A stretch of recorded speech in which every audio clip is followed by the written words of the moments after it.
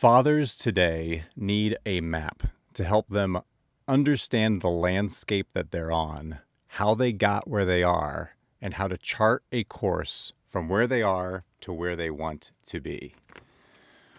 When your children's behavior is going off of the rails, when you and your wife can't get on the same page about how to address the dysfunction in your family, and when you go looking for support and advice and reliable principles that you can apply as a husband and father, you will very quickly find yourself lost and discouraged in today's landscape of ideas. That's exactly where I was 4 years ago when, after a 20-year career that began in the Army military intelligence and went through a national security career path, I realized that 2 careers and 3 children were not a recipe for the kind of household that I wanted to be the head of. And so 4 years ago, I took the unexpected step back from my career so that I could focus exclusively on my household, my marriage, my family, and being a father, to try to get to the bottom of why I felt so lost. And not only me, but many of the men in my family and community, or that I served with, who have struggled in this day and age as husbands and fathers. My objective in creating this content is to make sure that as many men as possible benefit from the time and energy that I've invested in researching, understanding, and applying principles that will move us and our families from where we are to where we want them to be. So in this video, we're going to talk about 3 topics, and once these 3 are on the table, a 4th will become clear. But these are the 3 legs of our stool in this video. We're going to talk about the role of authority in fatherhood. Then we're going to talk about the 3-legged stool, the triangle of flourishing. And finally, we'll talk about moving beyond, maturing beyond the concept that we are so obsessed with in today's culture of independence. All right, so let's dive in.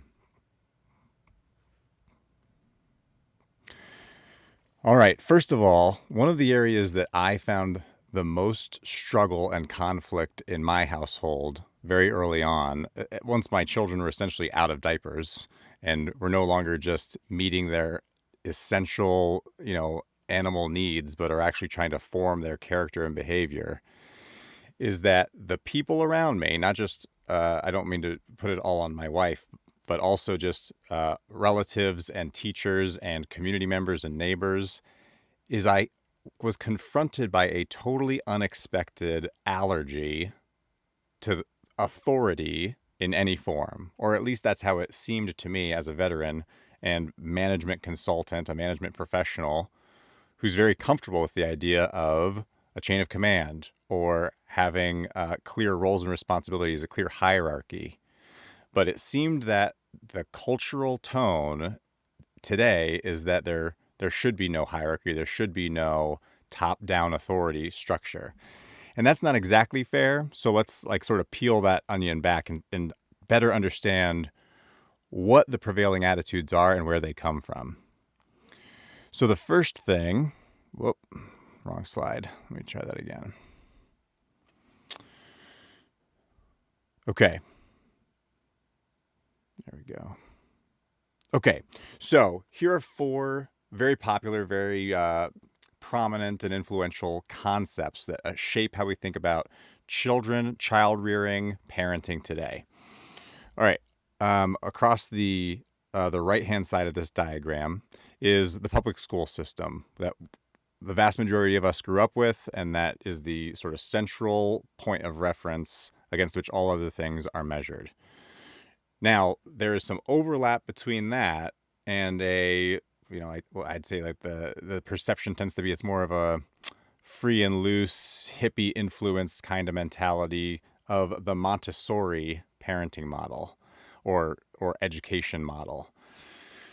Now, where the public school is very much and very clearly run on a foundation that is rooted in the Industrial Revolution of a school is a factory, and we move children like pieces of, like a car through an assembly line. We move them through the assembly line from grade to grade, from class to class.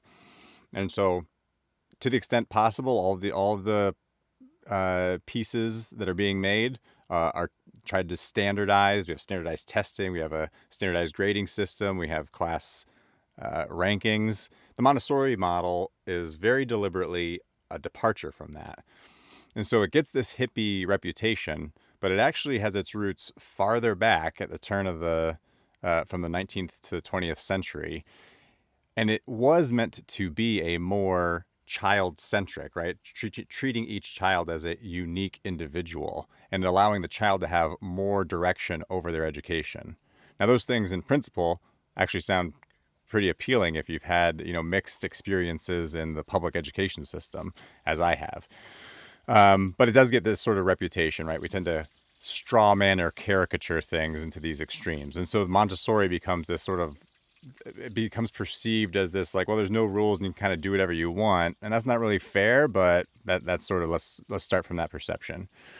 Now then, the opposite vertical is what has recently taken hold in social media and, millennials as parents, particularly in the mamasphere online, is the concept of gentle parenting. And gentle parenting has that Montessori motive of let's really create an environment tailored to the individual child. But it takes it even one step further, trying to be where the public education system is incredibly structured, almost to the point of being robotic or mechanized. The gentle parenting philosophy is an entire reprioritization to focus on the child's emotional and psychological experience. And so there seems to be these two things seem to be opposite each other in terms of their priority. Are we prioritizing education and your feelings are like, you got to live with it? Or is it we're prioritizing your feelings and the outcomes are not a priority? And then down below, sort of opposite the Montessori model, is what we're going to call tiger parenting, right? This is where not just the institution, but the parents themselves are laser focused, are incredibly rigorous, and have incredibly high standards and expectations for performance in whatever area, but particularly in institutional structured arenas. Okay, so you may have come across these four things, one or more of these four parenting philosophies in your family and your community, reading parenting books.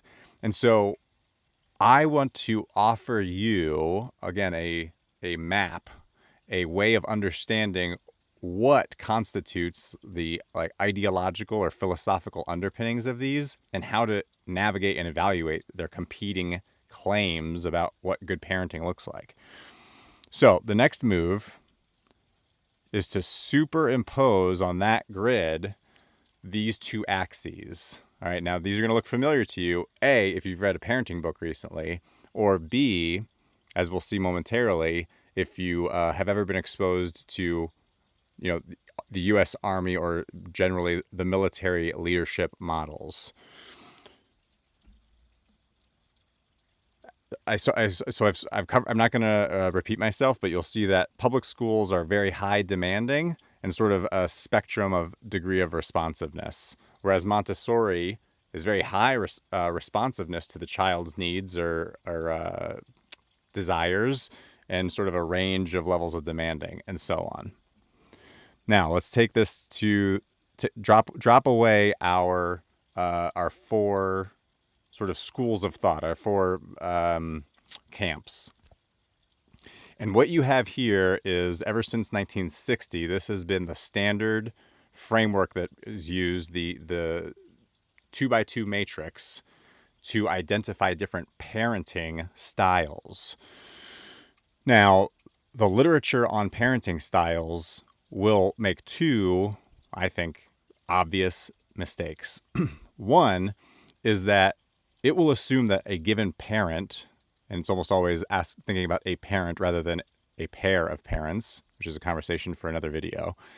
But they will assume that a parent is going to choose the style that best fits them as a parent, which should be the first red flag. The second red flag is they will assume that you're going to stick with that parenting style, either throughout the time that you are a parent or throughout, the time that your child is living with you, or whatever it may be. So it's very fixed and it's very personal to the parent.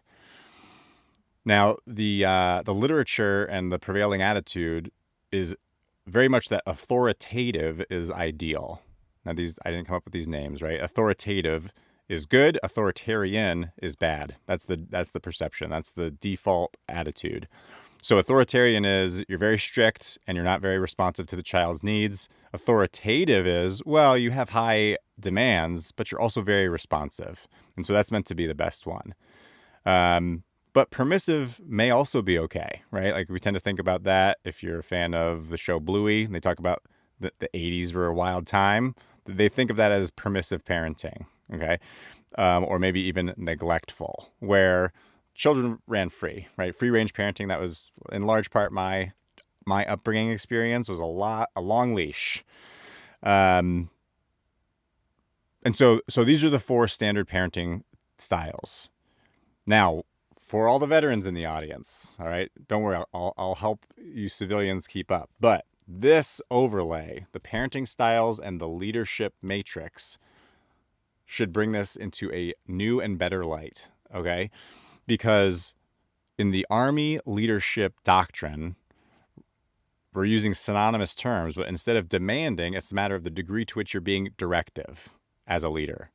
And instead of responsive, it's the degree to which you're being supportive. So to what extent are you being directive, and to what extent are you being supportive? Now, unlike the parenting literature that has become popularized over the past 60 years, in Army leadership doctrine, the leader's job is not to pick a leadership style that suits the leader. The leader's job is to identify the leadership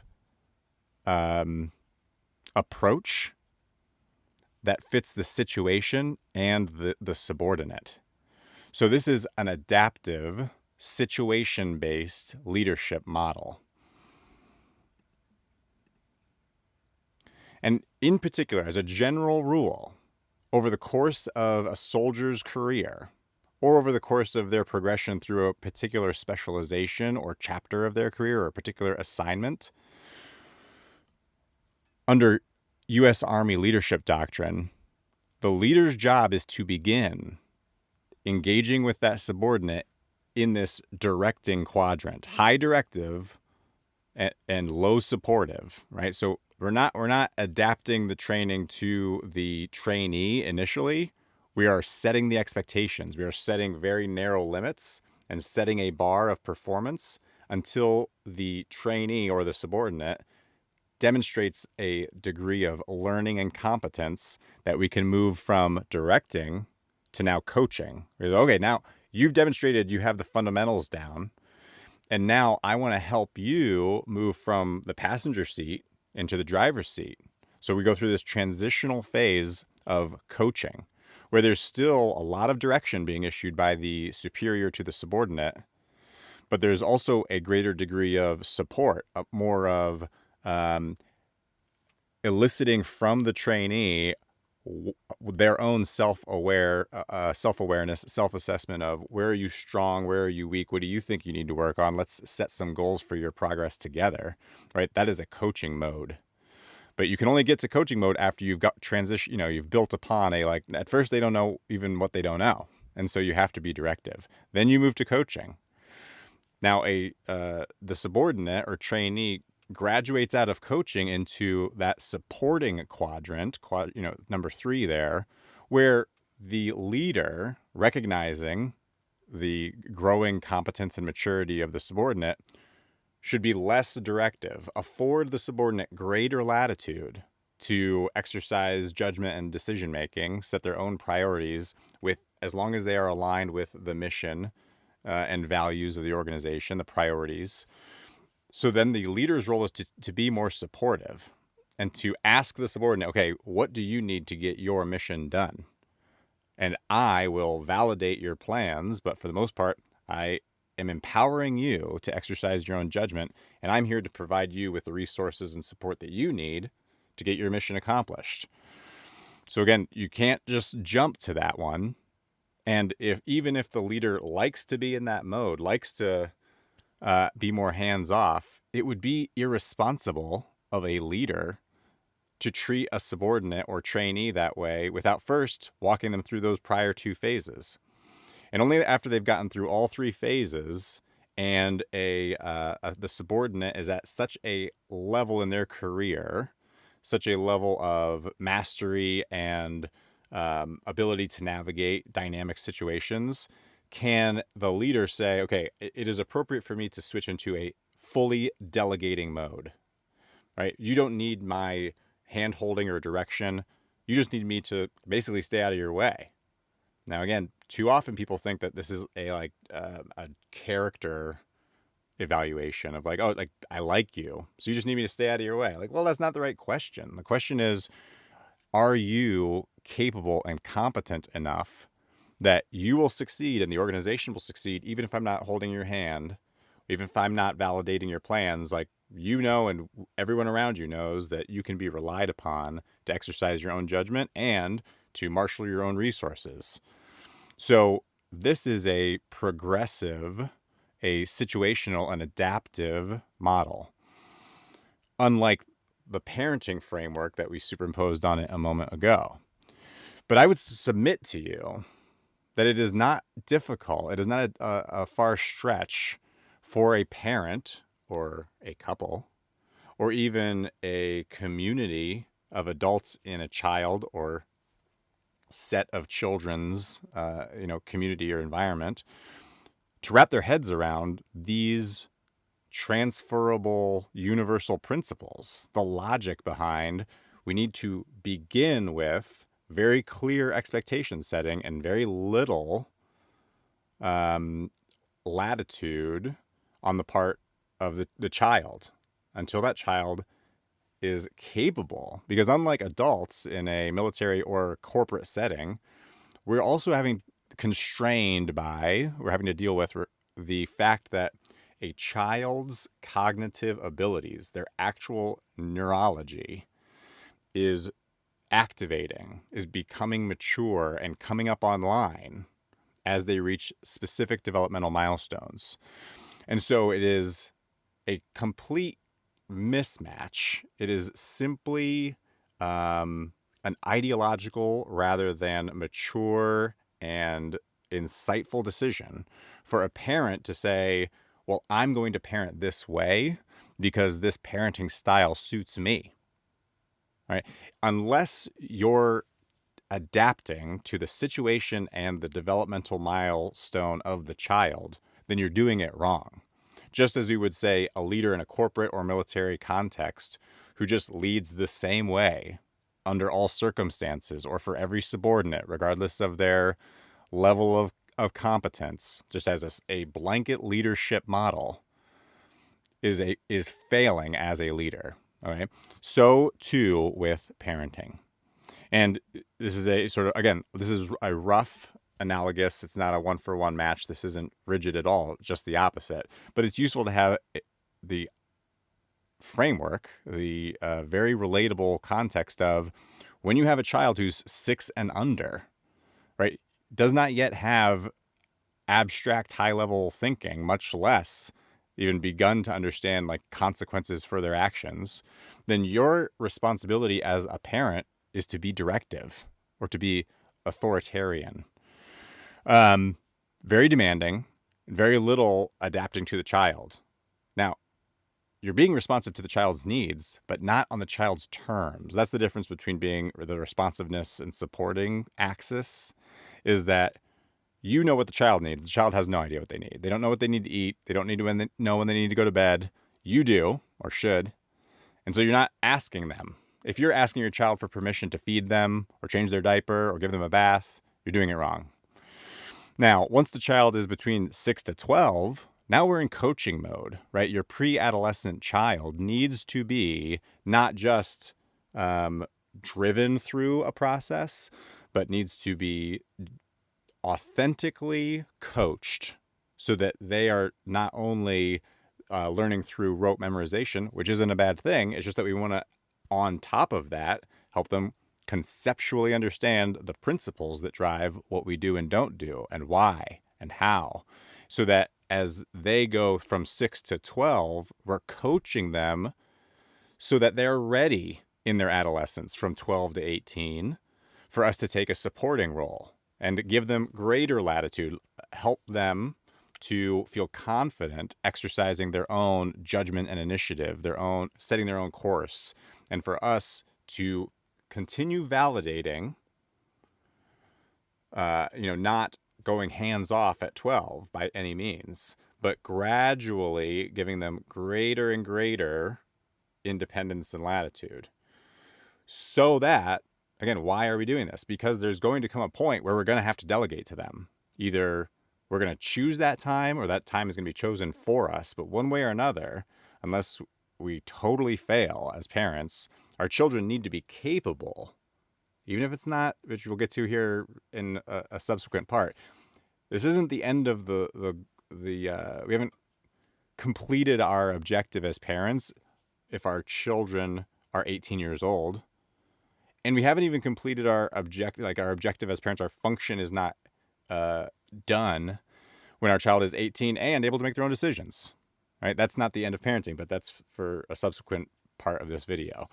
Here, we just want to acknowledge, if you want that end state of a child who you feel confident and they feel confident, that you can delegate to them, that they can operate independently and effectively, right? Not just that they can do it, but that they can do it well.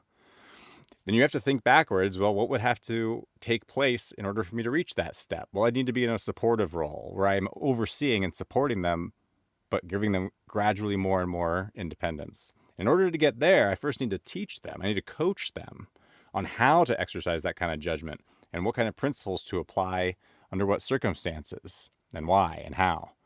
So I need to coach them before I can support them, before I can delegate to them. And before any of that can happen, the first step is you have no choices. I make all your choices because you don't know anything, and I know all that I need to know in order to determine every move you make. Now, the typical ideological nonsense that people fall into when they have these kinds of conversations is they will straw man and say, oh, so you're going to be a dictator until your kid's out of the house. Obviously, see the diagram. That's not what I'm saying.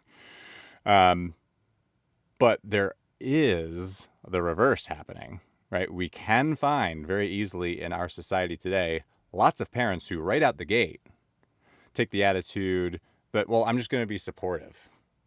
I'm going to empower my child from birth to tell me how they want to be parented. And what that really is a form of irresponsible selfishness. It's a failure on the part of the parent to accept responsibility as a leader. All right, so I won't belabor that more. We'll elaborate on that in a subsequent portion. But what the common thread we will find, if you observe, that clear sort of one-sidedness of, we have a big problem in our society of erring on the side of being too supportive and not enough directive. I don't think anybody can challenge that over the past 20 years. You can say that that's a reaction to some opposite problem we had in the past. That's a topic for another video, though, like the generational competition or like those narratives. But what we want to do next is we want to understand, well, how did that come to be conceptually? How did that idea take hold that being directive is bad and we should just skip those parts and go straight to being supportive and delegating, empowering our children? Where does that idea come from and how do we fix it? So that's going to be our next portion. But one quick win I want to give you right now is that, in the F4F, Fit for Fatherhood training progression, in the love and respect module, which is, a lot of foundational things have to be laid there on the ground training and simulator training level before you're fully prepared to integrate and apply all the principles that we learned at that flight training level where love and respect is situated. But in that module is a lot of content built on, here in the bottom right corner of the slide on the screen, the book 1, 2, 3 Magic. All right. I don't write the titles of books. Often I'm told authors don't write them either, right? Publishers think of these titles. They're sometimes pretty cheesy. That's an example of a book that I think has a tragically cheesy title, 1, 2, 3 Magic. But the book, the substance is excellent. And unlike many parenting books, there's a lot of fluff taken out of it, very quick read, and the kinds of principles that we just covered with all the ideological narratives stripped away is what you'll find in the book 1, 2, 3 Magic. Now, it's not building it from a military leadership model approach, but some of the key takeaways that I really want you to be able to apply in your fatherhood and your marriage, it provides them in language and in a framework that is very civilian friendly. Right. So if, like me, you married a lovely civilian girl after you got out of the service, and it's a little more difficult to speak military doctrine than it would be, with somebody who had been exposed to that culture, even if they weren't in the service themselves, having a resource where those kinds of timeless, transferable principles, universal truths about human behavior and activities that are well encapsulated in military doctrine, it's hard to speak military jargon to communicate those principles. But a book like 1, 2, 3 Magic is ideal. You will immediately see how the author has taken those timeless principles and put them in very easy to read, very easy to understand, and very easy for two people to get on the same page about in that kind of language. So, highly recommend as a quick win, 1, 2, 3 Magic. Check that out. So let's go to our next section, okay? The next section, we're going to talk specifically, we just covered authority, right? An understanding of the appropriate role of authority, the overlay of parenting styles to leadership styles or situational leadership. And so now we want to ask ourselves, again, why is there this cultural knee-jerk reaction, this cultural allergy to authority today? And how can we detect it? What are its implications? And what would it look like to unwind that problem? Okay. Next. So we're looking at a map of some camps, some ideological camps or terms that you've no doubt come across, some more than others. And again, unfortunately, in today's sort of atmosphere, today's climate, there's a tendency to turn everything into a straw man, to cast stones and use some of the terms on this slide as inflammatory, finger-pointing accusations, mainly to delegitimize people who disagree with you. So, I studied psychology, sociology, political science. And so when I use these terms, I'm not using them in some like inflammatory, protest kind of way. I am using them, I'm trying to be precise in this language, okay? So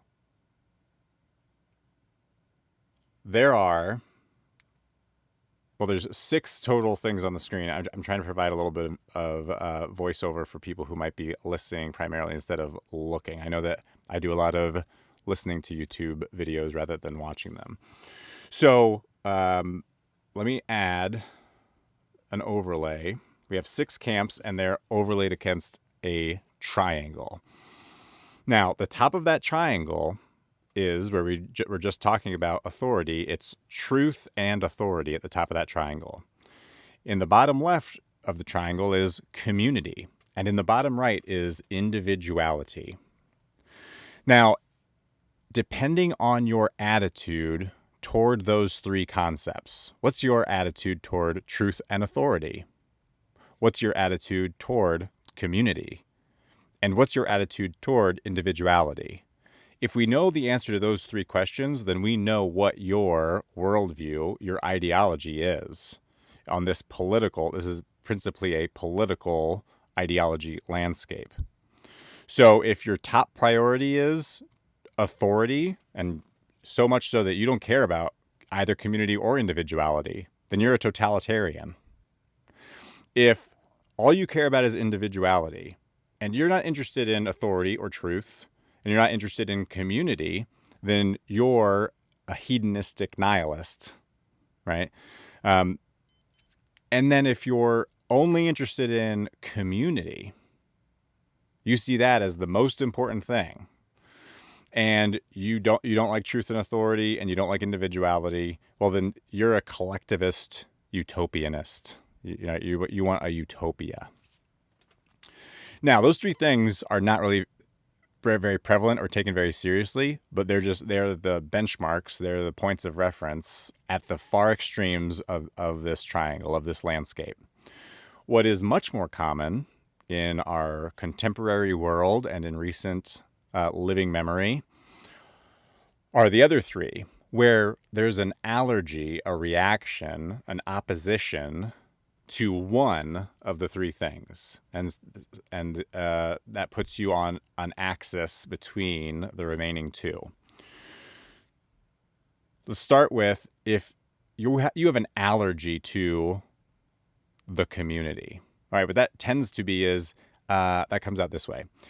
I don't think I should have to conform to your social conventions, right? I don't want other people's noses in my business. I want to live however I want to live. And I don't think you should impose on me any restrictions or any duties. All right. That's starting to sound like a real person you might know, who would probably call himself a libertarian. Now, the other word there is oligarchy. And the reason is because if you're a libertarian, but you're not allergic to the idea of authority, the kind of thing you find here a lot is like the Rockefellers, right? You find like railroad tycoons or captains of industry, where you're really in an individualized race up the hierarchy, right? And then I'm talking about like both the economic hierarchy and also the political influence hierarchy. And so you get this oligarchic effect of the people at the top form a little club of the most powerful and influential and richest people. Okay, so that is a libertarian and oligarchic system. And there are people today, they might not use those words, they might use some of those words, but we can all think of who that evokes in our mind, okay?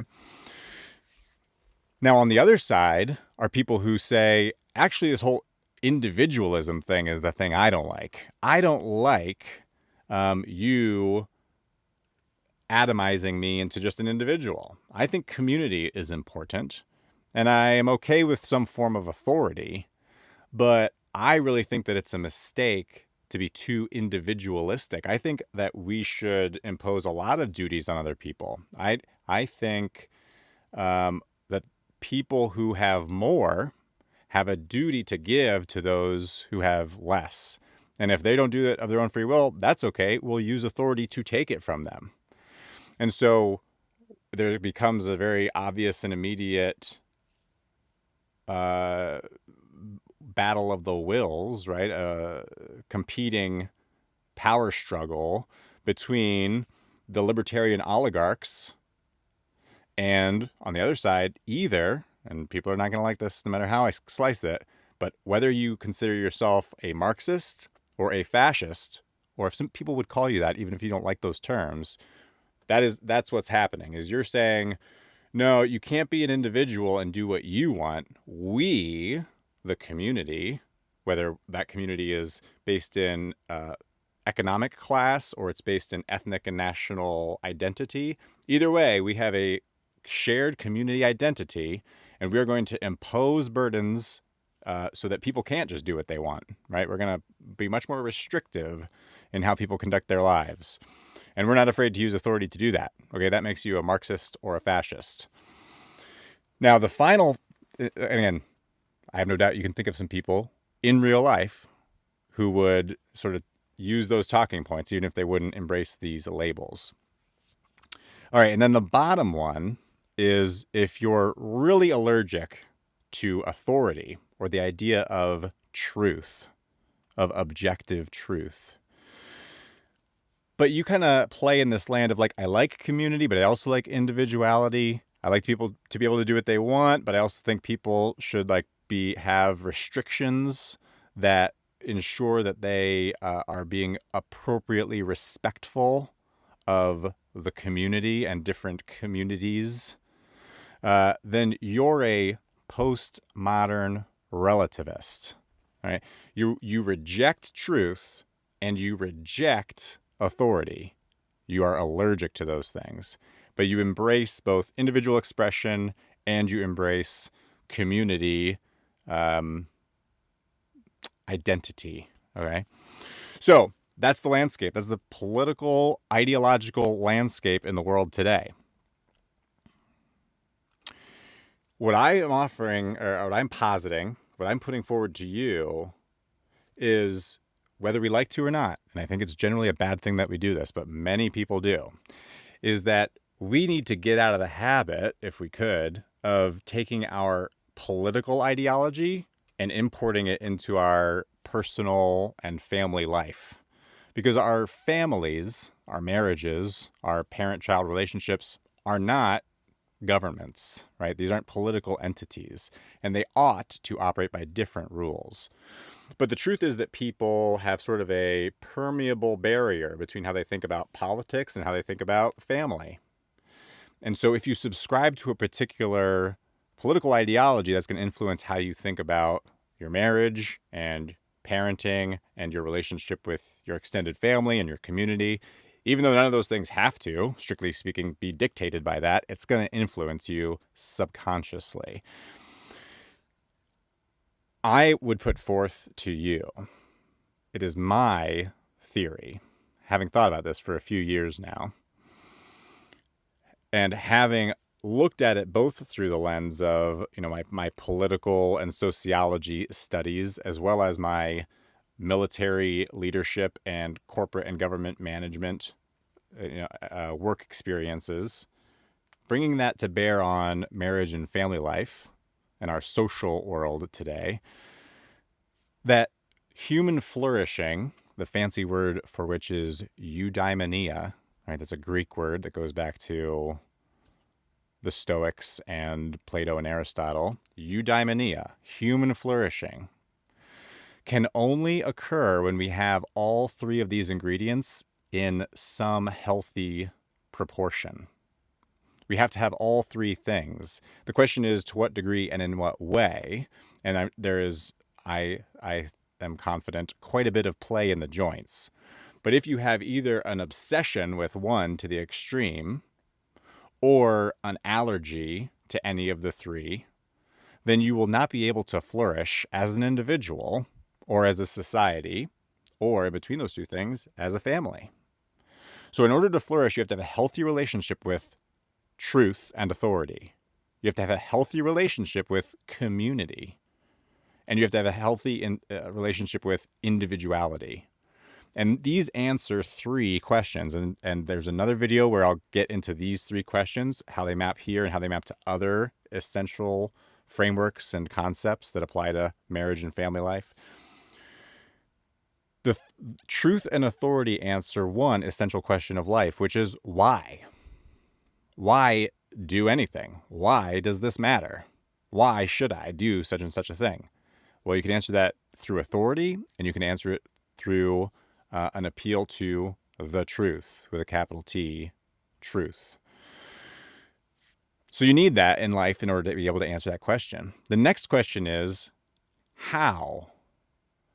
If I know why I am alive, why I should do anything with my life, then the question is like, how should I go about it?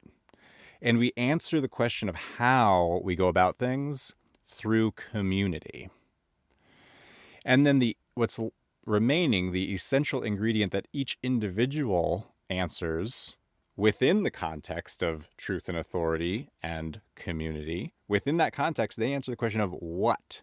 What is my unique and particular role, my unique individual mission in support of my community and in service to a higher authority and truth, whatever that may be.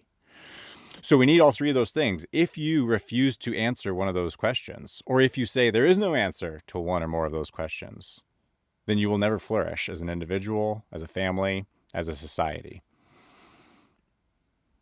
So here we are again, superimposed. And basically the question now is, think of how these, and particularly the three along the axes, which are more common, of Marxism, fascism, libertarianism and oligarchy, and postmodern relativism, those three camps, how do those map onto how we think about marriage and family life?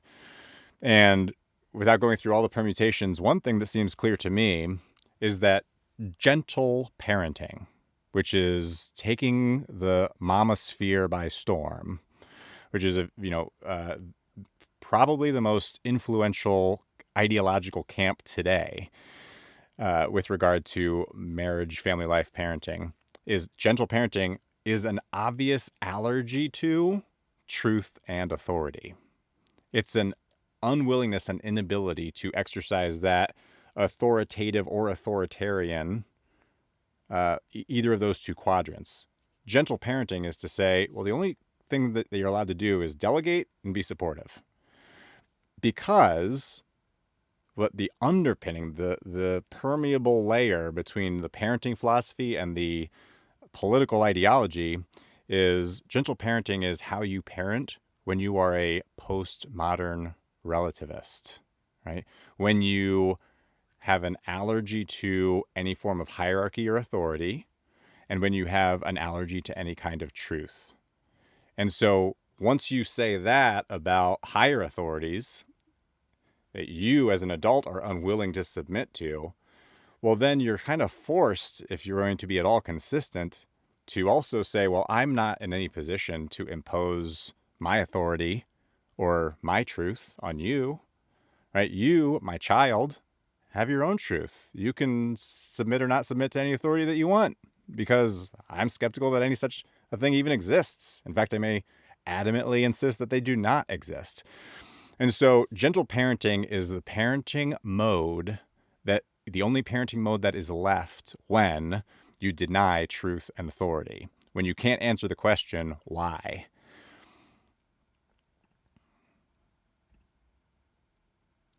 Okay, so we've covered authority directly. We've talked about how our relationship with authority in our society today is influenced by these different political camps and how that thinking seeps into the way we think about marriage and family life and parenting. And yes, what we're going to cover next, this is exactly what you think it is for all you other veterans in the audience. We're going to talk about how to think about how those things play out in real life, how a healthy balance of authority, individuality, and community, what does that look like? How do you know when you're doing it well? And what dynamics are in play when each of those ingredients exists in a healthy proportion so that human flourishing is possible?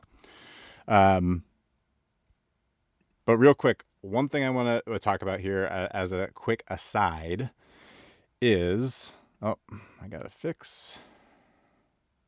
Apologies. Got a quick technical problem. All right. I want to point out that everything we're discussing right now in this video, I hope you are getting a lot of value out of this. I hope that this is giving you some tools and sort of footholds in what is a very foggy, very confusing landscape of parenting philosophy and how it is shaped by our contemporary culture. But I want to admit that it is very difficult for me to help you as the viewer, right, fully understand and internalize and apply these principles to your situation in this one-way communication medium. And so that is why, in addition to this YouTube channel, Fit for Fatherhood, or F4F, is available online as a source of additional material, and most importantly, as a real world, as well as online, a both virtual and in-person community for fathers to better understand these kinds of concepts and work through how to understand and apply them in their own lives in community, right? In a live, interactive mode.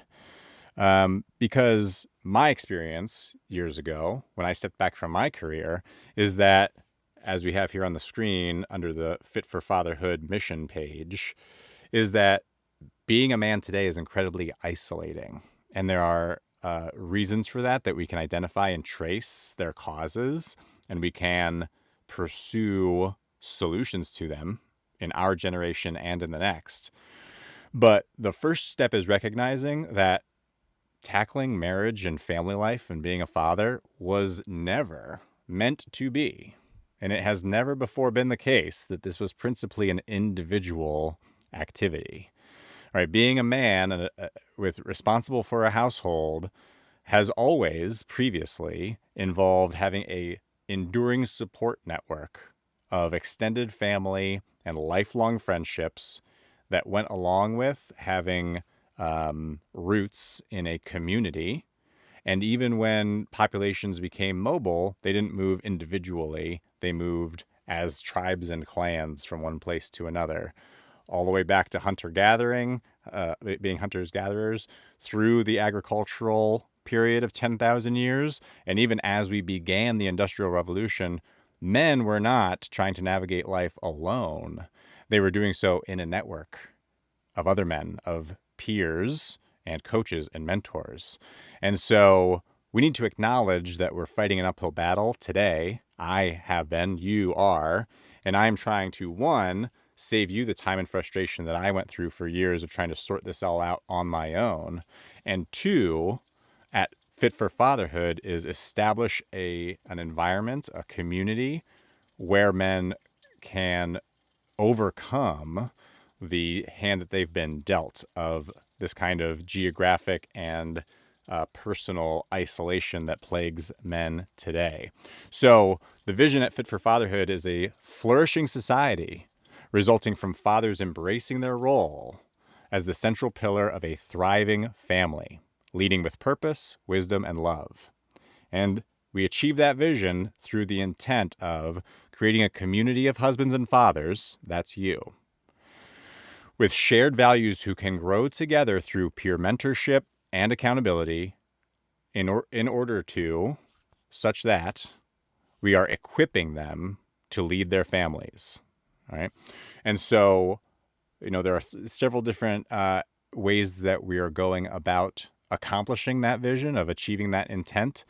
But one, you already saw the Fit for Fatherhood framework, right? Establishing a framework for efficiently training men, of understanding the 4 pillars of physical fitness, mental fitness, adaptive fitness, and emotional fitness.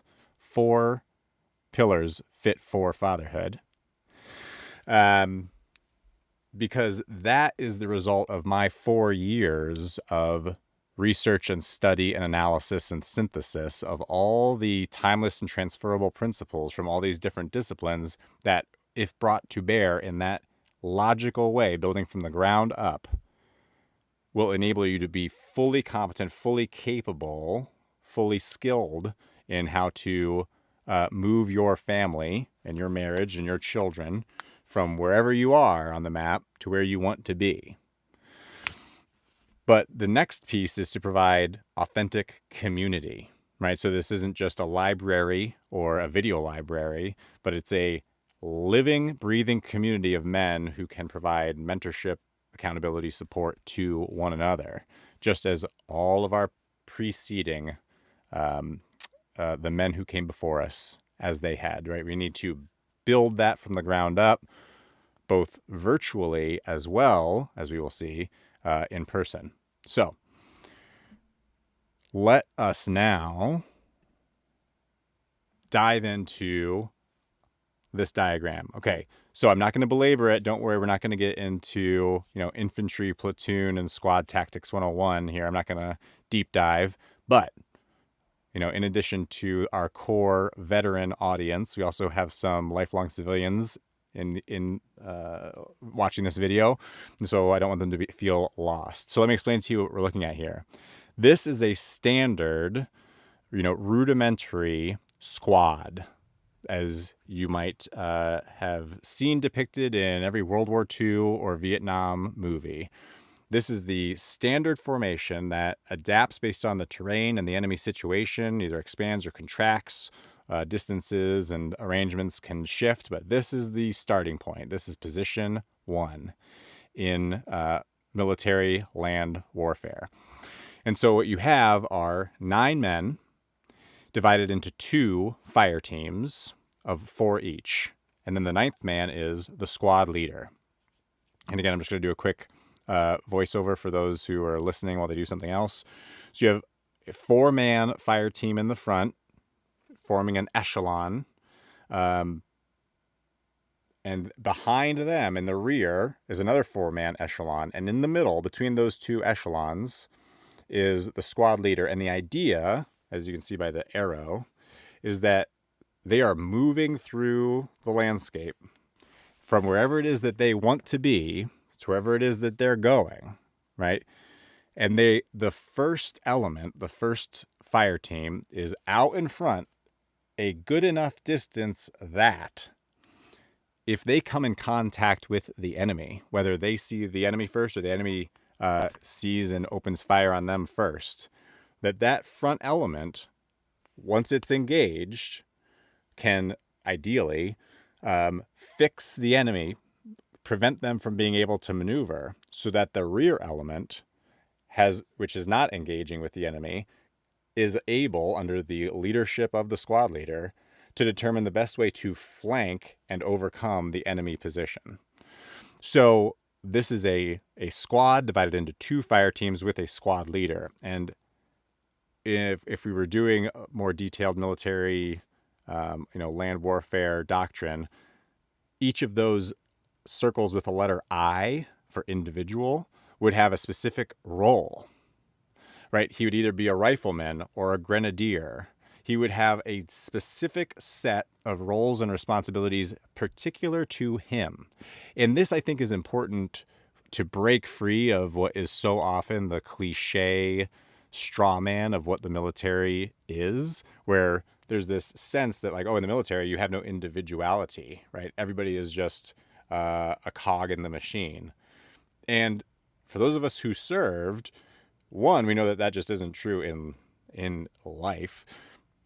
But it's also obvious that it isn't even true in policy and doctrine.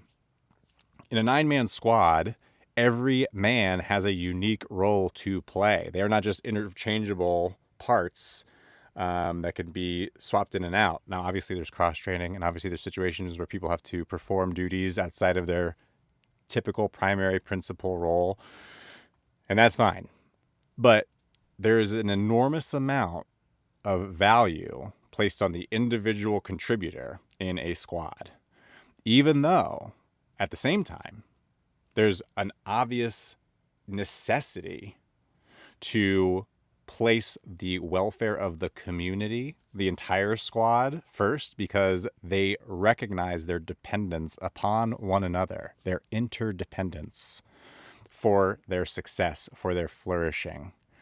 If these 9 men, rather than maintaining their formation and each performing a specialized role that contributes to the well-being of the community, if instead of that, they just said, oh, well, we're all here and we're all going to go here, each of us will just figure it out on our own as individuals with no community bonds or cohesion, then, right, they would be cooked, right? That's game over.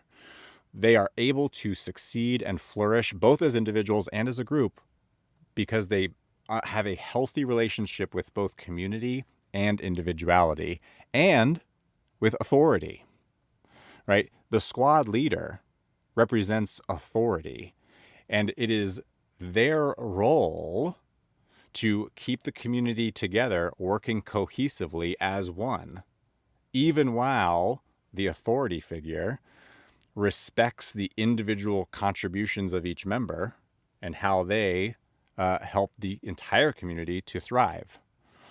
So in a society that is overwhelmingly allergic to authority and places has an obsession with individuality and independence, which shapes both how we parent and how we think of ourselves, even as adults, is that we want to think of us each as an individual who doesn't need anyone else and who eschews any duties being placed on them by anyone else.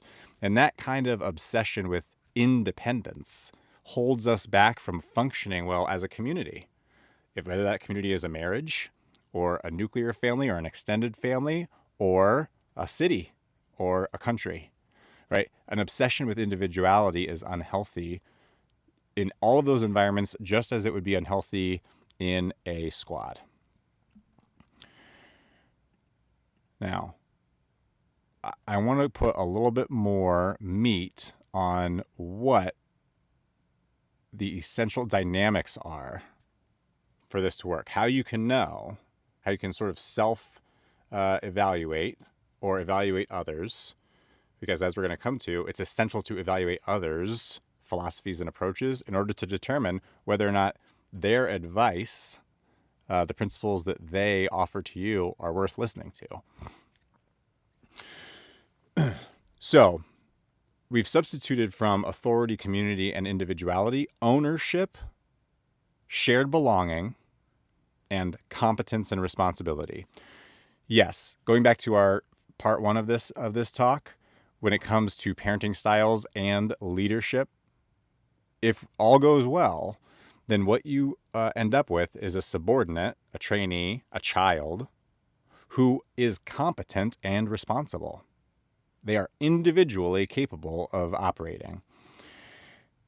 But you don't want to deny them a sense of shared belonging, right? We want them to both be competent and responsible, as well as have a sense of shared belonging in our family, in our extended family, in our community.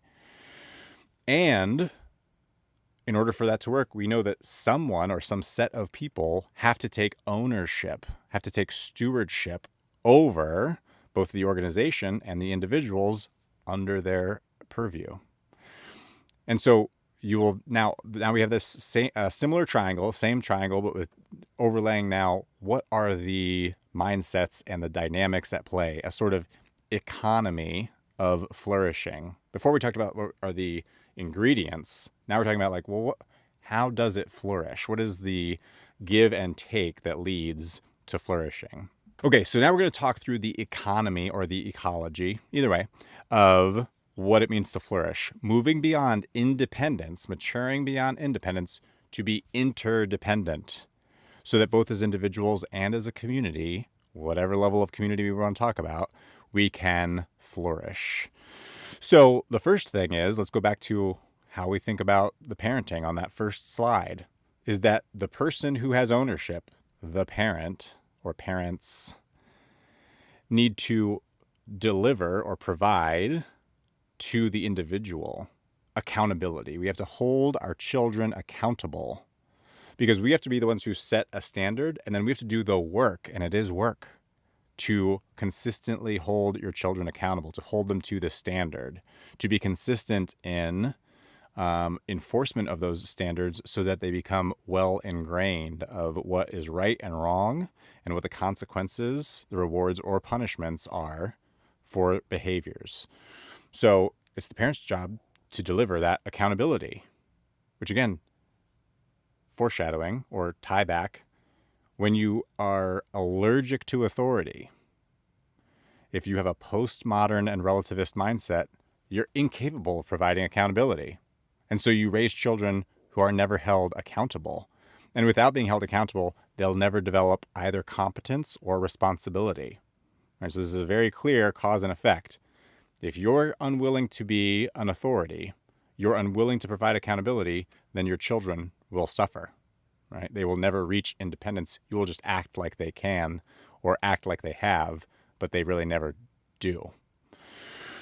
Now, when there is an authority figure, when there's someone with ownership over the formation of their children, and they're providing that accountability, among other things, that child owes the authority figure obedience, often motivated, one, out of respect, and two, out of gratitude. A properly formed child will recognize that they are entirely dependent upon the love and generosity and care that they are receiving from their parent. And that if they are not a sociopath, then they will be appropriately grateful. And that gratitude, as well as a recognition of like, oh, you know things I don't know. And so I'm grateful for all that you do for me. And I recognize it's probably in my best interests to obey what you instruct, because you have demonstrated ownership. You have demonstrated goodwill, good faith, care, love for me. And so that motivates me to be obedient.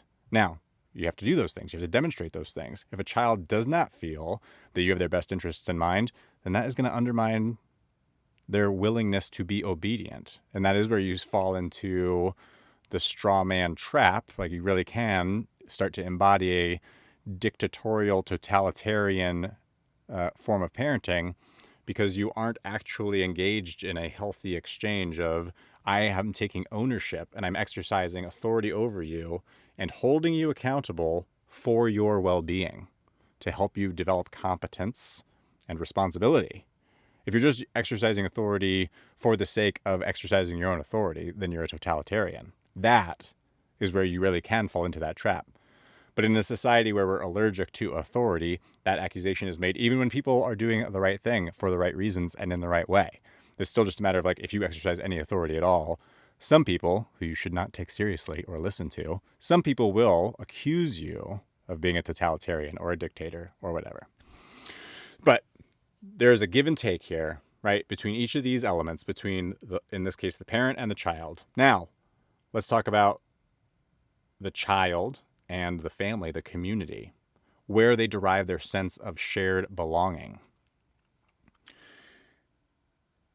If a well-formed child will have a sense of loyalty to their other family members and to their family sort of as an institution, in the way that in the military we have loyalty to our unit, in addition to our battle buddy and squad mates, we also have the concept of our squad or our platoon or our company or our battalion. We have a flag and a motto, and we instill, we embrace a sense of loyalty and duty, both to the individuals who compose that unit and to the unit, sort of as a collection. Even as members come and go, just by virtue of being members, we extend to them loyalty and duty, right? That's because we don't obsess over the idea that we're individuals. We recognize that our well-being is interdependent with the well-being of others. And so we aren't allergic to the idea that we owe other people duties, that we owe them loyalty, and that they owe loyalty back to us, right? And so we have certain rights within our community based on our rank or role or our responsibilities or our relationships. It doesn't always have to be formal and structured, but depending on who we are and where we are in our careers and what kind of unit we are in, we'd have certain rights as individuals. And the same holds true for a family, is each member of that family has certain rights that they can invoke, and they can reasonably expect to have their needs met and to have their rights respected. The question is, and it's very situational, is how far can an individual press their rights before they have undermined their loyalty to the group? And so it's an inappropriate or excessive or invalid exercise of rights.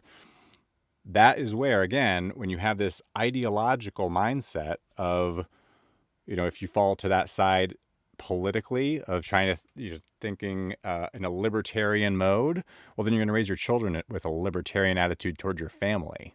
And so they, depending on your attitude toward authority, there's going to be a different manifestation of this. But if you have a libertarian ideological mindset and that influences how you shape your family, then it's not going to be surprising if your family has no enduring bonds, right? If every child goes their own way and does their own thing and has no sense of loyalty or duty to other family members, right? We're not flourishing then. That is not human flourishing. So we need to have these things in proper balance. And on the final leg, the relationship between those in authority who have ownership and stewardship over both of the individuals under their charge, as well as the institution, the family, their responsibility is not just to hold individuals accountable, but to maintain good order and discipline for the collective well-being of all. And so establishing rules and establishing requirements and parameters, even if they may seem arbitrary, are necessary and good, right? Driving on the right-hand side of the road versus driving on the left-hand side of the road is an entirely arbitrary decision. And there's no moral value to one side of the road or the other side. There's no absolute truth measuring stick we can use to determine which side of the road is appropriate. And none of that matters. None of those things are necessary for the appropriate exercise of authority, because one of the functions of authority in a flourishing community is to provide order, regularity, reliability, consistency, because all of those are goods that enable individuals to flourish and for relationships among individuals to flourish. And so the leaders, the parents, need to establish and maintain order, just as they have a duty to provide accountability to individuals, to form them, to make them competent and responsible. So too must the parents establish order in order to create an environment that is conducive to shared belonging. A chaotic environment is not one that allows for shared belonging, because it is not an environment where people feel safe or comfortable. And I don't mean safe in a overly soft, cheesy way. But I'm saying, good leaders create safe environments where people know what to expect. And that principle goes all the way back to Sun Tzu. I don't have my copy of Sun Tzu here on me, but Sun Tzu talks about that in chapter 1, is that as the general, you need to provide clear and consistent expectations, an environment that is orderly in order for each individual and the whole to flourish. And yes, another thing we're allergic to in our society today, because we're allergic to authority, is that authority figures, people who take ownership over the institution, the group, and the well-being of the individuals, justice demands that they receive honor, right? There is a hierarchy. There is respect afforded to them, not just like, well, we respect everybody. But no, if you have ownership and stewardship over the well-being of the members of this family and the flourishing of the family as a whole, then you are rightfully owed honor on behalf of the community and each individual, because it is your service to that community and your service to each individual that makes their flourishing possible. And so we need to make honoring authority figures, honoring parents, being respectful of our elders, we need to make that cool again. And if we're unable to, then that is a symptom, right? An unwillingness on the part of a parent to expect and cultivate an attitude of honor toward not only themselves, but to other adults and authority figures, is a symptom of someone who is allergic, who has an unhealthy aversion to authority. And too often I, in my own environment, come across adults, other parents, who have clearly demonstrated that they are, in that postmodern and relativist mindset, unwilling to think of themselves as, in any meaningful way, of deserving of greater honor than their own children. They're unwilling to accept ownership, exercise authority, hold their children accountable, or establish order. And so they are stuck in that postmodern relativist gentle parenting world. My experience has been, given that that is such a prevailing attitude in our society today, is that it is extremely difficult, going back to the struggles that we face as men, as husbands and fathers who are trying to navigate this landscape, trying to find our way, is that when you go to look for resources or authorities or even, just peer support and mentorship, the challenge is that you will run across far too many people who have fallen into one of these ideological traps, who either have an obsession with or a irrational aversion to one of those three key ingredients to having a flourishing marriage and family and society. So, in the Fit for Fatherhood community, given this reality, there is a Fit for Fatherhood creed. And just like the Soldier's Creed or the Airman's Creed or whatever the other branches do, I'm an Army guy. I don't know all of what you other branches call it. No disrespect. But just like those kinds of creeds that lay out the fundamental and indispensable, non-negotiable principles that you have to be on board with in order to be a member of that community. So too, in forming authentic communities of men, of husbands and fathers who are genuinely seeking to provide one another with, peer mentorship and support, to help one another learn and integrate and apply these principles to their lives. It is indispensable that there be a foundation of shared beliefs and values. Now, I have worked on this at length to ensure it is not overly restrictive, that it can be as open and accepting as it can be without compromising what I have identified as the essential elements of a healthy attitude, a healthy philosophy, a healthy ideology, if you want to call it that, toward marriage, family life, fatherhood, being a man in the world. So I'm not going to read through this right here. You can see it on your screen, or you can also use the QR code on your screen.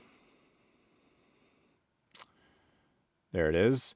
So you go to, the website is mr-homemaker.com, or the QR code on your screen. In case you're confused, because I didn't mention it yet in this video, I'm Marcus, also known as Mr. Homemaker. All right, there was a banner at one point, but if you're listening primarily,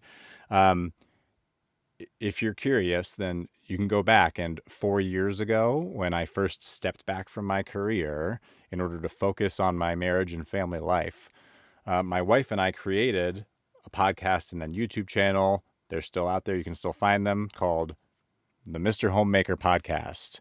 Or if you just go to mr-homemaker.com, you can also find in the drop downs some of the old content and links to all the old episodes. But that was the first iteration of my attempt to share what I was learning with other men. And we sunsetted that format. And then I spent the past year plus working out this model of Fit for Fatherhood, a community for men who share these indispensable beliefs and values. Here, let me try to make it a little bigger. These indispensable beliefs and values that, if we hold them in common, and if we can come together both in virtual spaces as well as in person to help one another learn and integrate and apply these principles in our lives, then we can take a huge leap forward for ourselves and for our marriages and for our children, overcoming the sort of hand that we were dealt. So that is why there's a Fit for Fatherhood creed, and why any applicant to our community has to affirm this creed. I don't want to go through it in this video line by line. There'll be another video for that, I'm sure. Or again, you just go to mr-homemaker.com and check out the mission page, and you'll find that creed, or you can use the QR code on the screen. So the last thing I want to do in this video is I'm going to show you how you can go about applying for membership. And if you go to the homepage, here it's on the screen now, mr-homemaker.com, you'll find the Fit for Fatherhood with Mr. Homemaker banner and a calendar of upcoming cohorts who to join our community. And scroll down, it has a little countdown to the next cohort coming up. And if you go to ground training, right, because here's our progression, no matter what cohort you're in, no matter what tier or duration your initial membership module is, everyone will go through this same training progression, starting with ground training, then simulator training, then flight training. Those are our 3 levels, and we'll cover all 4 pillars of physical, mental, adaptive, and emotional fitness. But begin with ground training.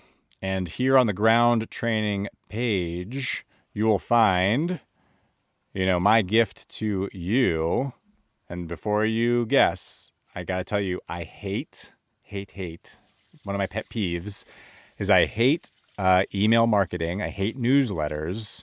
I wish I could live in a world where that was not such a prominent vehicle. And so my promise to you is I've set this up in such a way that there's no opt-in, there's no email.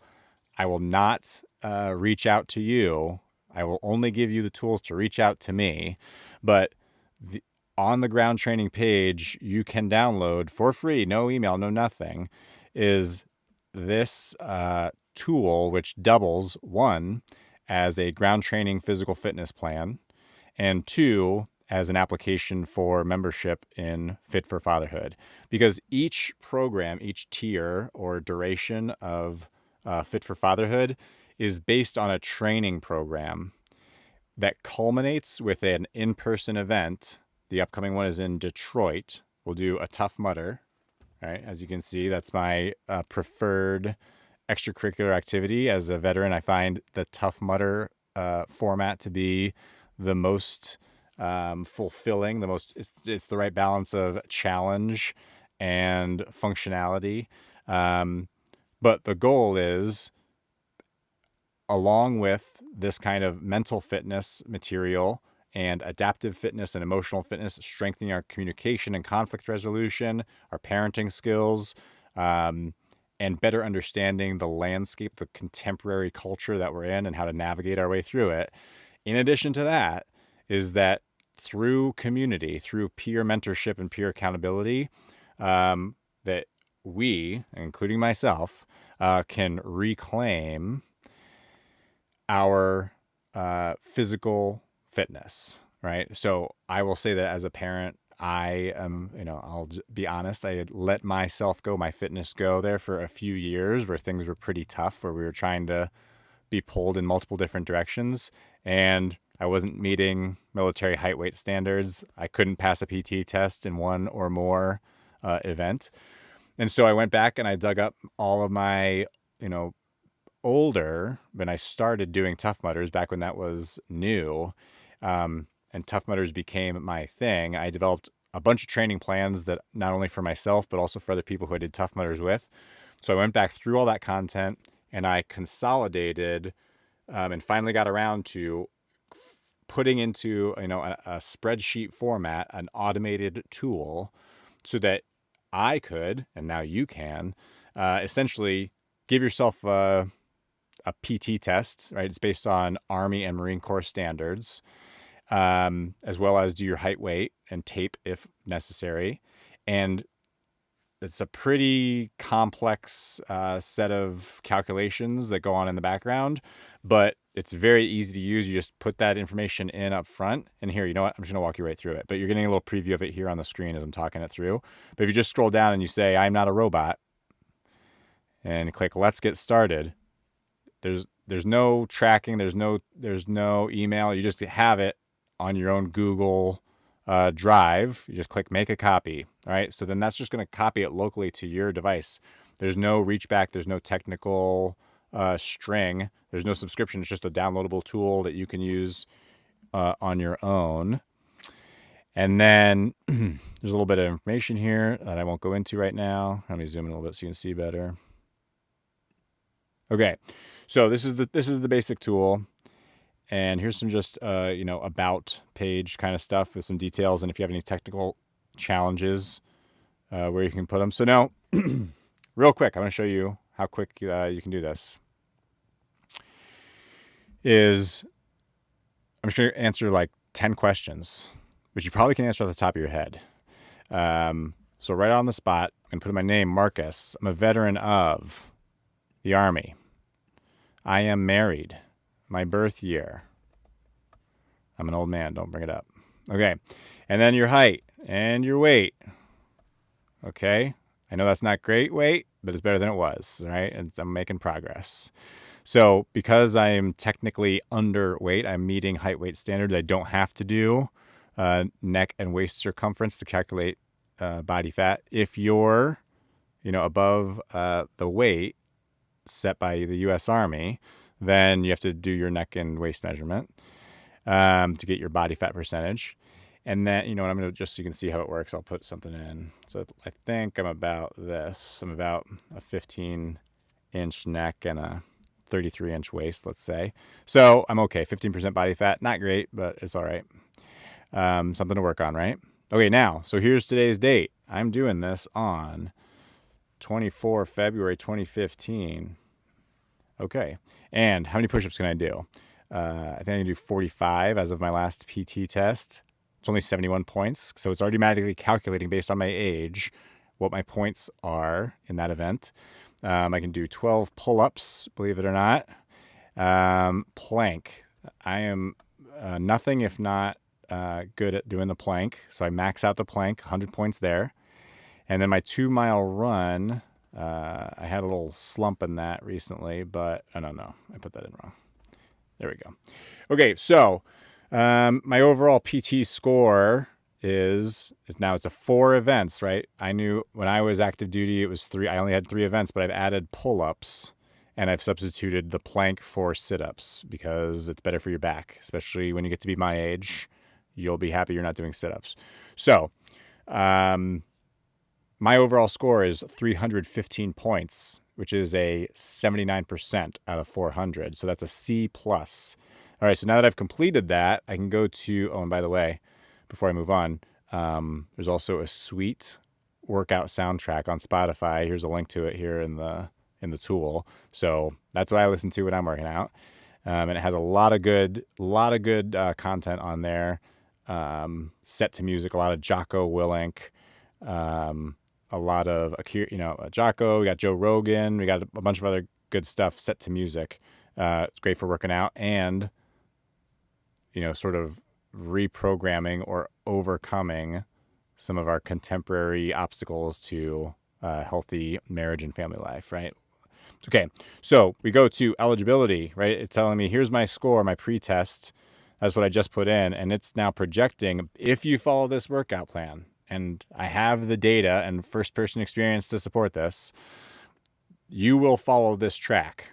All right, this is your average results. Your results may vary, but for a given event or on a particular week, you may underperform or overperform. But this is a consistent glide path that you'll follow. So it's showing for each event by points, not by reps. And then, what you put in here will be different. So eligibility, it's saying I'm physically fit for fatherhood. Doesn't mean that you're where you want to be. It just means, all right, I got a passing grade. But let's put in some, like if I was under where I needed to be, let's say I can only do 30 push-ups. So I can only do 8 pull-ups. I can only do 2.5 minute plank. All right. Well, now my average grade is a D. Not so good. And I'm getting an F in 2 events. Ugh, so that's tough. But hey, I was there not long ago. Now then what it tells you with that data is it's showing in this eligibility row which fit for fatherhood programs I'm eligible for. Because as we were saying a minute ago before I launched into demonstrating the tool, is depending on your fitness level, it's going to take you a different amount of time to pass a PT test. And so the Fit for Fatherhood standard is to train up to be able to pass your PT test, which is defined as you have a D or better in every event, and your average score is at least a C, at least a 70%. So, if you're a D across the board, that's not enough to qualify to do an in-person Fit for Fatherhood Tough Mudder with the other guys from Fit for Fatherhood from the community. But wherever you stand, it's just a matter of time of what your training requirement, training duration is going to be, because this tool is designed for, a level of a tempo, a level of intensity that middle-aged dads can sustain, right? If you're like me and you're 40-ish, I know a lot of the guys watching this are younger, and that's certainly my hope, is that guys younger than me are going to learn faster than I did from the time I put into this. But you're whether you're pushing 40 already or you just got over the 30 hump. In any case, if you are a busy dad and you're not as young as you once were, it's going to take you some time to build up to a fitness level. And so we wanted to be realistic about how much intensity and how much time you can spend working out. And so this is a very modest workout plan. And given that, here are the different programs that, based on the data I just put in, I'd be eligible for. So then I can go to that join tab. It's going to ask me for a few more details, then this information helps figure out, hold on, I can't type and talk at the same time. So this information just helps to figure out like unit assignments and like which Tough Mudder events in which part of the country you would most naturally fit into, that kind of thing. I learned about it from YouTube. And now let me tell you this. If you use the tracking code on the screen, F4FYT6, all right, there's going to be some gifts about depending on the choice you make. Basically, it's like an extra $100 worth of gear that will send you if you use that code. So I'm going to put that code in here, F4FYT6, F4FYT6. Okay, boom. It took it. All right, and just I have 3 kids. I'm not trying to be dodgy, but just like for speed here, I'm just going to put in 1 kid. Okay, so now I've completed my application. The last step, and this is what we were just talking about, here's the Fit for Fatherhood Creed. All right, so at this step, you read this, make sure you're comfortable with it, and then you put in the date that you affirmed it. And then you can basically put it in any format, and it'll know what you're trying to say. Okay, so now, here we go. It provides me with a link. That link wasn't there before. This is a customized link based on your eligibility. And you're going to go to that link, and I'll just show it to you right now. Pop. Okay. Here we go. Congratulations on qualifying for Fit for Fatherhood. Welcome. All right. And then there's a little video you can watch, learn a little bit more about the different programs and the options. And here are the upcoming cohorts. So you can explore these depending on your availability, the calendar. They start and end at different times, and they go to different locations around the country. So it's going to give you options. It's just a question of how, your schedule and your willingness to travel. And then you can learn about all the programs here. I'm not going to read through all this, but what the code gets you is, in addition to this standard gear, every member gets standard gear based on their program. There's also bonuses. And so the standard is that you get to pick 1 bonus piece of gear, either the 7 Habits of Highly Effective People, or a pull-up bar, or a Timex Ironman watch, as featured here on the YouTube channel. No, I'm not an affiliate. I get nobody here is paying me for any of this. This is standard issue equipment in order to be successful in the program. But you use that code and you get all 3 of those. And so instead of just getting the book, you can also get the pull-up bar and the watch. You get all 3. And so that is available for the first 12 people to use that code. I will send you all 3 of these upon receiving your in processing paperwork and your first payment. You just click apply here or this one. Anywhere you see that button, you can. And then and then this is the gear you receive at the end of your class. And that doesn't mean that's your end of your relationship with the community, by no means. Even if you never pay me another dollar, once you've gone through one cohort successfully, you complete the program one time through, regardless of your tier, then you'll have lifelong access to the Fit for Fatherhood community, because the primary goal here is to build community. And if you're curious about the details, here in the FAQs, it explains all of that. It talks about some of the charities that a portion of all the proceeds go to. And then, so you can also hear, finally, if you have a question that's holding you back from applying for membership today, then you just, from your tool, you drop in your name and this UAID, that's your unique application ID. So you drop that into this form and you can submit your question. And if it's a quick one, an easy one, I'll fire, an email back to you real quick. If it's a complex question, then what I'll do is I'll set you up with a live interactive question and answer session. So it might not just be one-on-one. It might be a few guys at a time. Just depends on people's schedules. But we'll jump online, answer your question as best I can, and you can have any follow-ups that you need. I can't guarantee I can hold a spot while you wait for a question to get answered. So if the spots get filled up for the upcoming cohort, but then we get a chance to talk and you do want to apply for membership, then it's just a question of whether or not we can make space in that cohort, or if we'll just put your name on the roster for an upcoming cohort. So we can work that out on a case-by-case basis, but that is the website. And so in order to access this page, the previous page, the qualification page, where it gives you all the different cohorts and programs and the calendar, in order to do that, you got to download the fitness tool and application. Oh, and I didn't even show you the fitness tool. So I just showed you the application page, but then it's going to talk you through what to do before you kick off your program, whether you're doing this on your own or you're doing it with Fit for Fatherhood. This is the checklist of you're ready to start getting fit, your physical fitness. And then this will track your progress against the projections. So you'll get an updated, every interim PT test you take, it'll show your progress.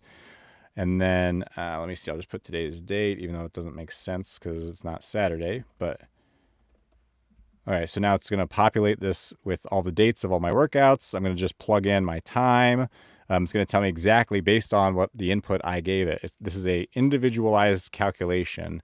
It's going to tell you how many reps to do of each exercise, how many sets to do, how much time to rest in between sets. And so the idea here is that on average, your workout should not take more than 30 minutes. Now, some will go a little bit more than 30. Some will be as short as 15 or 20. And I have my own versions of this in other videos. I'll go through the ebbs and flows of the workout regimen, but that's part of how it's designed. Is the periodicity is the fancy word for the scheduled, seemingly random, but actually well planned out peaks and valleys of intensity and duration of different workouts in order to optimize your fitness progression. So, you do 2 weeks of, it's actually a little harder to see at this Zoom. Let me zoom out. So it's a full week workout, day 1 through 7. It gives you a little exportable tool of how you did and the progress that you're making, so that you can share that with a battle buddy or whoever is, your accountability partner, if you will. And then at the end of the second week, instead of a workout, you've got a PT test. And so it shows you here what you should expect after 2 weeks on this plan. You put in your actuals, and then you can go back to the progress board and see how you're performing against the projections, your actual results versus projected results. And when you complete your week 2 PT test, that is when it'll populate your weeks 3 and 4 PT plan, right? So at every benchmark, it's another customization. It's another tailoring of the workout plan to you. Okay, good. And then there's some other widgets here that if you join the community, we'll talk you through. But if you're just using the tool, by all means, if you just want to download the tool and use it for your own self-driven workout plan, you don't need the accountability import-export mechanism because presumably you don't have an accountability partner, which is why I strongly encourage you to join the community. Okay, so with all that, I am grateful for your time and attention. I genuinely hope that our discussion today about authority and about the triangle of flourishing, understanding how people's political ideologies influence their marriage and family and parenting attitudes and behaviors, and how we can think in a non-military way, in a transferable way, how to communicate with our civilian family, friends, wives, children, how to communicate to them something that we learned sort of implicitly, took for granted, and only now as gentle parenting and postmodern relativism and these kinds of ideologically driven attitudes, they've set up this barrier for us to be effective husbands and fathers and leaders of households. And now we have to navigate our way through, over, around, under, somehow adapt and overcome to those barriers. And so I hope that this video helped you get some ideas about what those principles are, how to communicate the ecology, the economy among these different ingredients in order to have a flourishing family. And again, it would be my pleasure to assist you in better understanding and interpreting and synthesizing these and other concepts that we'll cover in other videos, and to build a community, to join a community of like-minded men who have common beliefs and values and a vision for themselves and for their families, so that we can help one another navigate this landscape to understand better where we are and where we want to go, how we can get there. And the fact is that the only way we will get there in the speed and to the degree that we need to in order to be effective to move the ship enough while we still have our children under our households, while they're still readily formed. We're only going to be able to accelerate our learning cycle, our OODA loop, and our application, our adaptation. We're only going to be able to do that with sufficient speed, with sufficient velocity, and moving with purpose and direction by banding together, right? Because I have languished for the past 4 years trying to cobble all of this together on my own. And the missing ingredient for me has been, one, a lack of a framework that I could pick up as we've developed here, but also the lack of a community to help learn and synthesize and apply and hold one another accountable for moving toward our own goals, right? Okay, so thank you very much. I look forward to seeing your comments. I look forward to answering your questions that you submit at mr-homemaker.com, and I'll see you in the next video. Thanks.